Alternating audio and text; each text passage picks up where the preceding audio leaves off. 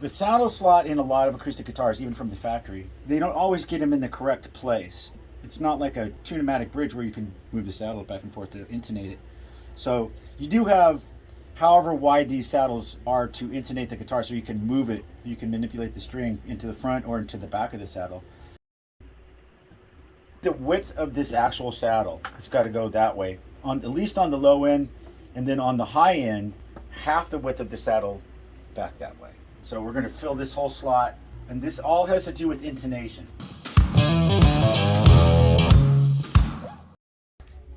The reason I didn't, I was having a dead up here, right in that area there. I pushed down when I first got it back. I don't know what was doing it now. It seems like it's battered off, but it just seems like these are high right through here. Okay, let's take a look. Yeah, this is kind of high, but we got to check and see. You can't cut these until the neck is in position. You have to have the truss rod set perfectly right. Yeah, your truss rod's perfect. This stuff can change in a couple days, man. Neck's good. It's got a little. There, it's got a little dip.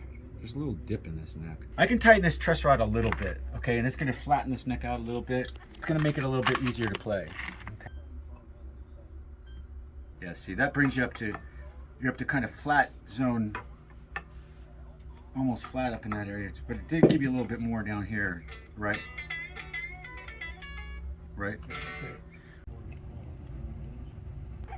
These nut slots are. You have any problems with tuning on this?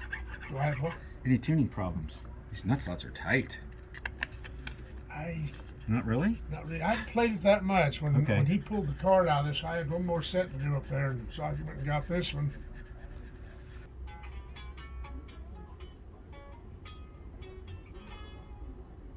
Now this, see that screw there? You can take that one up and down outside. But they put 8 screws in these pick guards. They only put 5 in the other ones. You pull those 5 screws out, pull that pick guard off, do your adjusting, pick guard back on. This one, for pulling out doing some thumb style stuff up there, I put it on the bass pickup and it sounds good. The other one, it's too bassy, so I put it in the center. You got this. You got that lowered way down. Is that where you like it? Yeah, that's where I want that. Okay. Yeah. Okay. So that's got to be easier to play now since I lowered that in the net, right? Got to be way. Oh hell yeah. Okay. Nice. Good. Good. That's what we want. Let me check the neck real quick.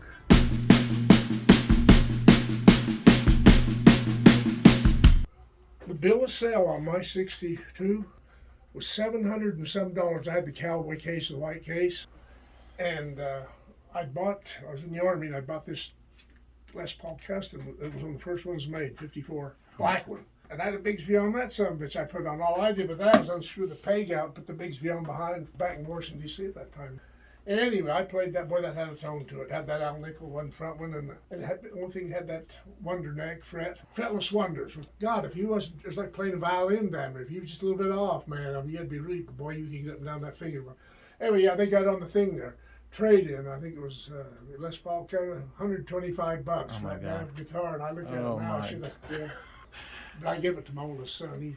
He always, I get pictures of him playing in the case. You know, and I bought a Fender Pro Reverb 65.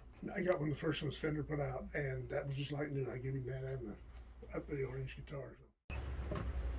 I had to reroute the saddle slot farther back.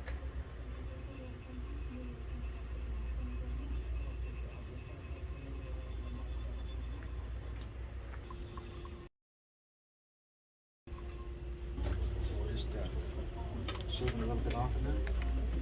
Slide it through the screen.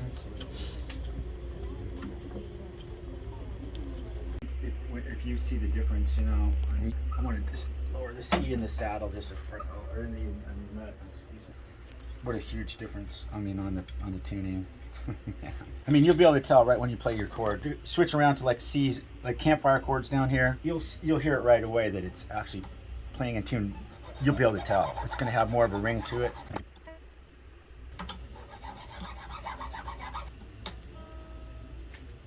Good. I hate wearing my headband. I have to be honest with you. I can't stand wearing my headband, but I have to wear. I don't have to wear it, but I like to wear long hair. But it's in my face.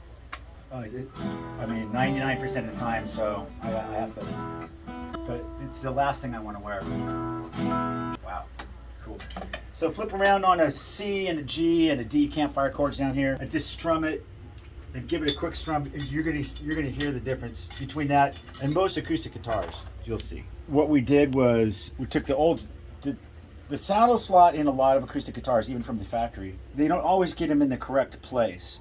It's not like a tune-o-matic bridge where you can push the saddles back and forth to move the saddle back and forth to intonate it. So you do have, however wide these saddles are to intonate the guitar, so you can move it, you can manipulate the string into the front or into the back of the saddle. Martins have like a 3/32, you know. Some Gibson stuff has the 1/8 inch wide saddle, so you can move that string that much, which is quite a bit. But you want to get this the saddle located in a place where you can move the string around. But once you get it too far forward or too far back, and it's out of the range of moving the string on the saddle, within the saddle distance, you have to plug the saddle hole and then put a piece of wood in there, glue it in, and then you have to reroute a new saddle slot. That's what we've done. So now the intonation is correct.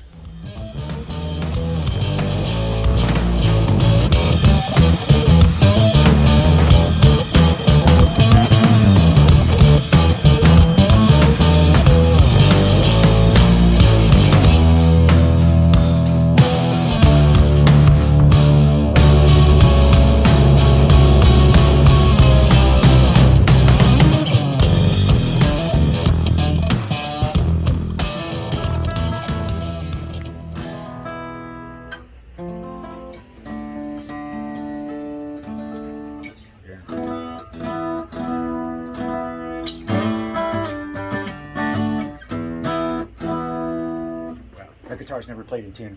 The reason it's never played in tune like that from its birth, from the day it was born, is that they had this saddle slot too far forward. It needed to be back this way. And so it's never been in the right position ever since day one, but now it is. So.